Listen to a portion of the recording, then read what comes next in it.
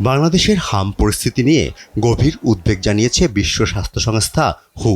সংস্থাটির ওয়েবসাইটে প্রকাশিত এক প্রতিবেদনে জানানো হয় ৫৮ জেলায় হামের সংক্রমণ ছড়িয়ে পড়েছে। ২ বছরের নিচে বেশিরভাগ শিশুর মৃত্যু হয়েছে যারা হামের টিকা পায়নি, আর আক্রান্ত ৭৯% শিশুই ৫ বছরের নিচে।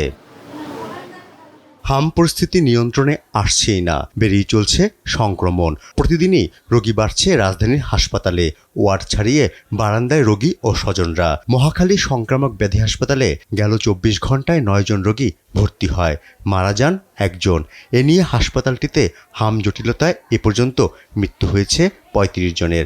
হাম জটিলতায় সারা দেশে ১ মাসে মৃত্যু হয়েছে ২৩৩ জনের।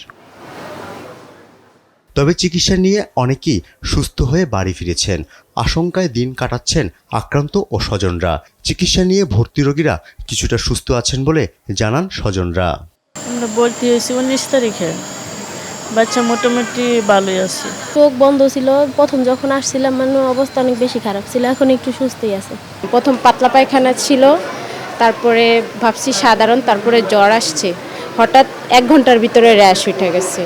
পরে এখানে আজকে ৬ দিন, আলহামদুলিল্লাহ এখন একটু ভালো, বলছে কালকে ছাইরা দিবে। প্রথমে ২ দিন ভালো ছিল, তারপর একটা ওষুধ দিছে, মেডিসিন, নাড়িগুলো সব কিছু উঠে গেছে, এখন আবার ভালো হয়ে যাইতেছে। বিশ্ব স্বাস্থ্য সংস্থা জানায়, সংক্রমণ রুখতে দ্রুত সময়ের মধ্যে বেশিরভাগ শিশুকে টিকার আওতায় আনতে হবে। ৫ এপ্রিল থেকে শুরু হয়েছে হামের টিকাদান কর্মসূচি, এখনও চলছে দেশ জুড়ে।